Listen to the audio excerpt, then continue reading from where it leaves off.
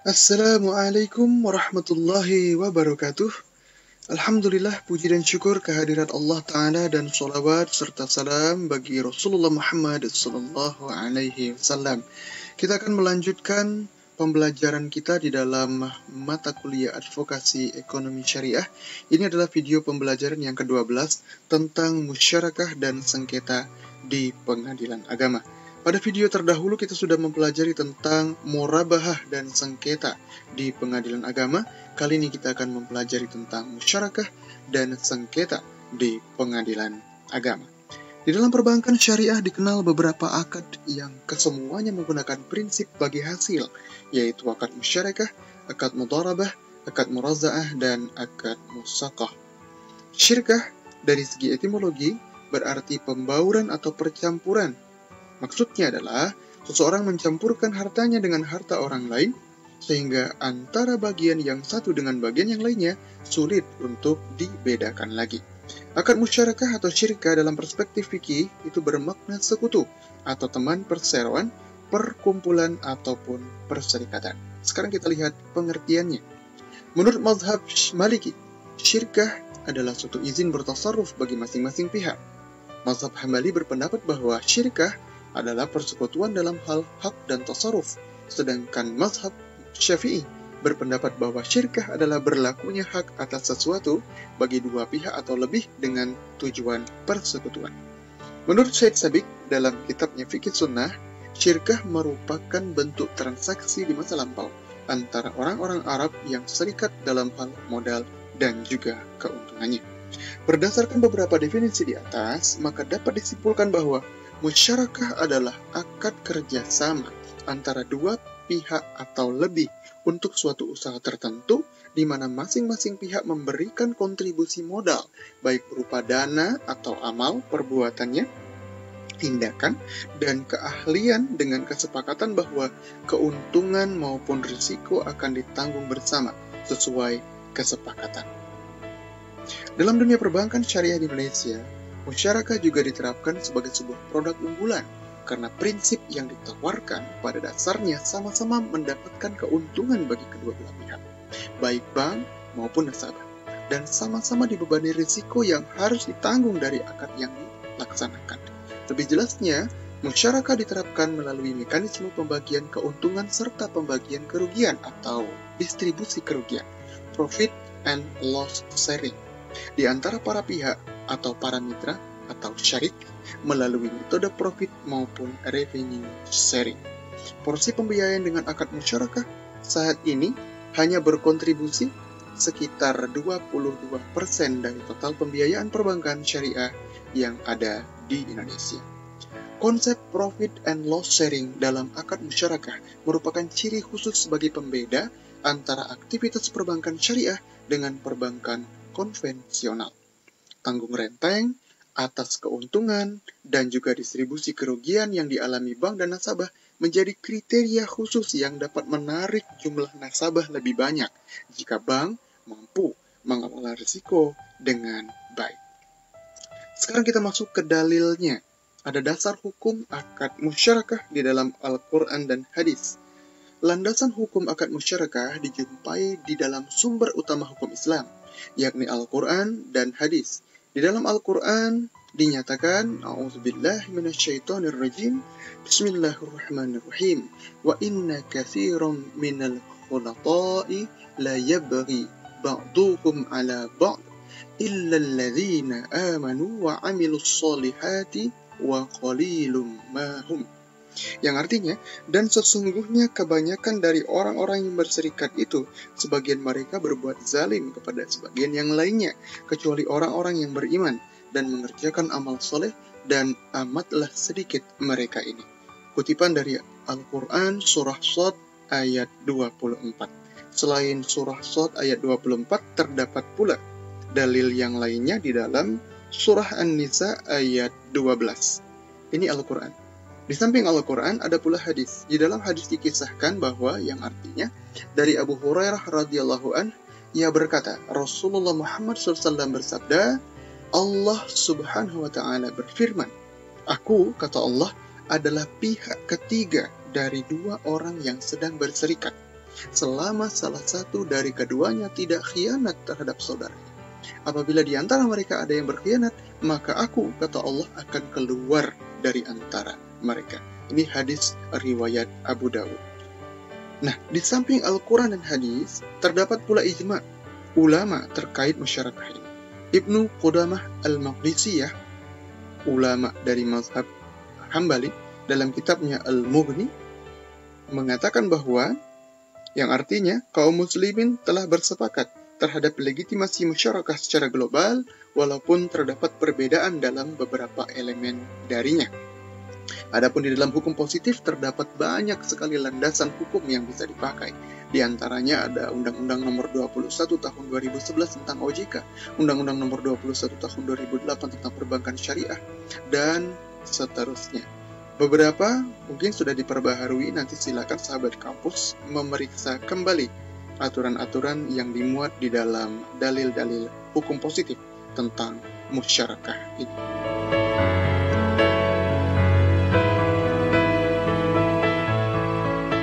Lanjut ke poin D, rukun dan syarat musyarakah.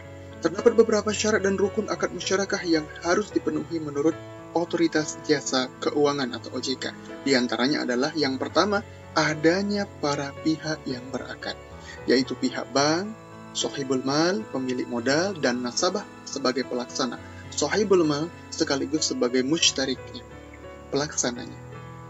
Yang kedua, adanya penyertaan modal yang diserahkan masing-masing pihak untuk membeli aset atau melaksanakan usaha atau proyek tertentu. Kemudian yang ketiga, ada objek akad, yaitu dapat berupa aset, proyek, ataupun usaha yang akan menghasilkan keuntungan bagi para pihak. Yang keempat, ada ijab qabul, pernyataan penawaran ijab dan penerimaan qabul yang dinyatakan oleh para pihak terkait untuk menunjukkan kehendak masing-masing dalam mengadakan perjanjian. Dan yang kelima, syaratnya adalah nisbah bagi hasil.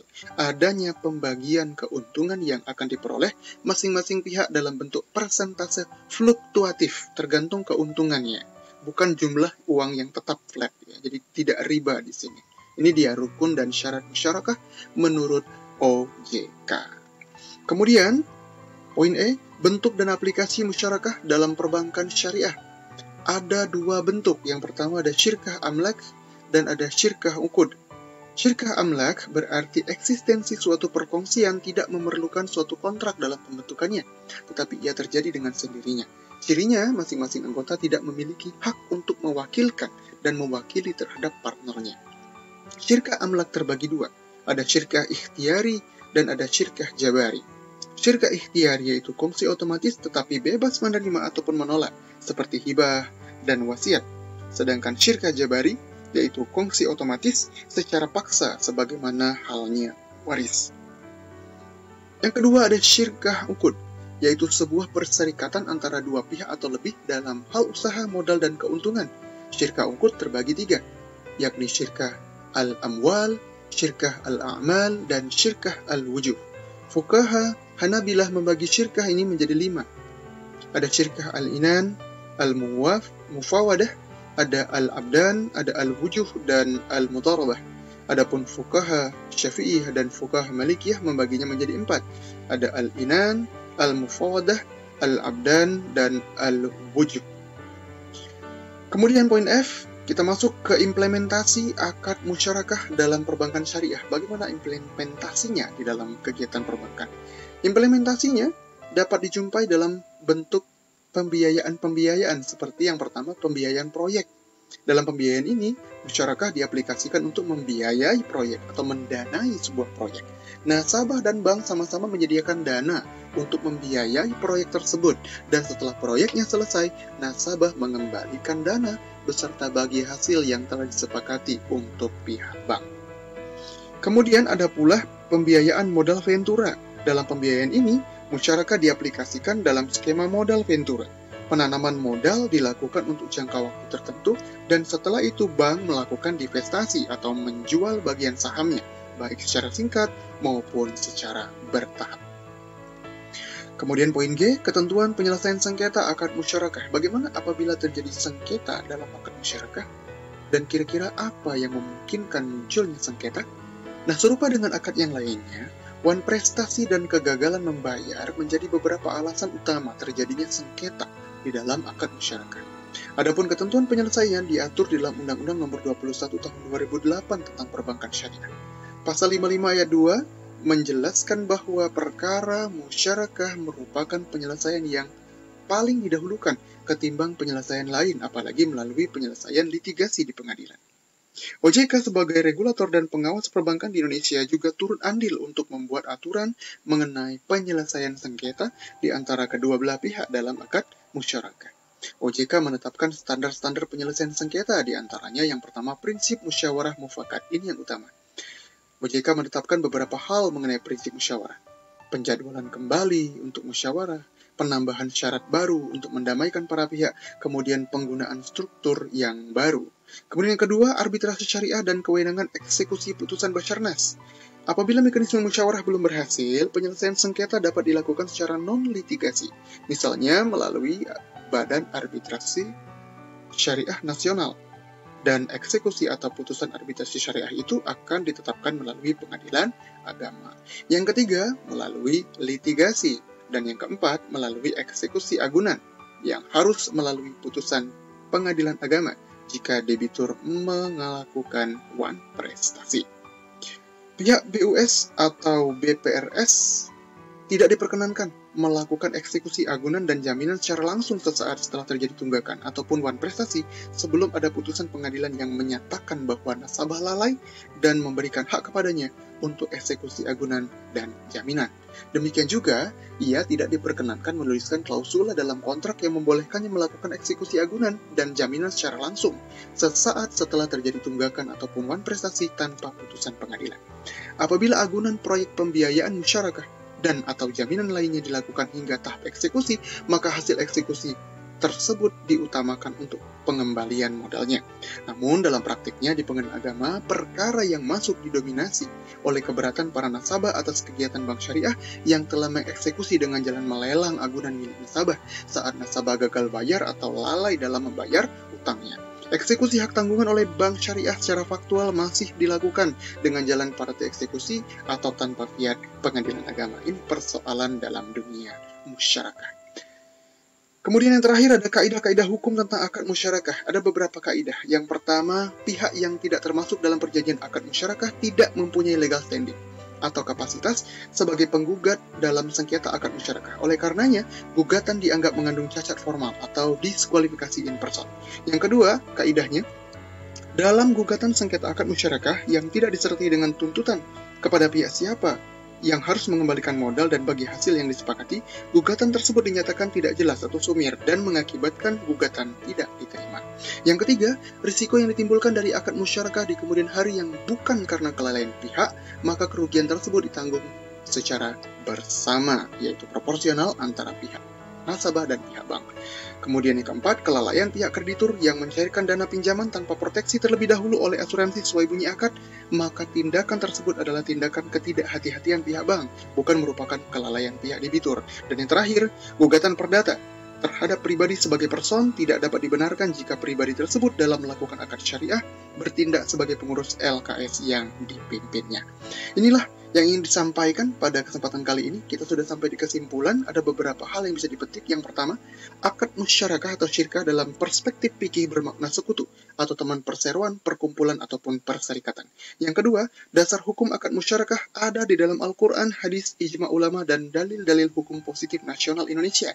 Yang ketiga, ulama fikih membagi syirkah ke dalam dua bentuk, yaitu syirkah amlak dan syirkah ukut, dan terbagi lagi ke dalam beberapa jenis. Kemudian keempat, implementasi musyarakah dalam perbankan syariah dapat dijumpai dalam pembiayaan proyek dan juga pembiayaan modal ventura. Dan yang kelima, standar-standar penyelesaian sengketa diantaranya ada prinsip musyawarah didahulukan, arbitrase syariah dan kewenangan eksekusi putusan Basarnas, penyelesaian secara litigasi, eksekusi juga harus melalui putusan pengadilan agama jika debitur wan prestasi. Dan yang terakhir, sebagaimana akad murabahah, akad musyarakah juga memiliki kaidah-kaidah hukum yang berlaku secara imperatif. Inilah yang bisa saya sampaikan pada kesempatan singkat ini. Mudah-mudahan bermanfaat. Atas keterbatasannya saya mohon maaf. Kita ketemu lagi insya Allah di pertemuan yang berikutnya. Wabillahi taufiq wal hidayah. Assalamualaikum warahmatullahi wabarakatuh.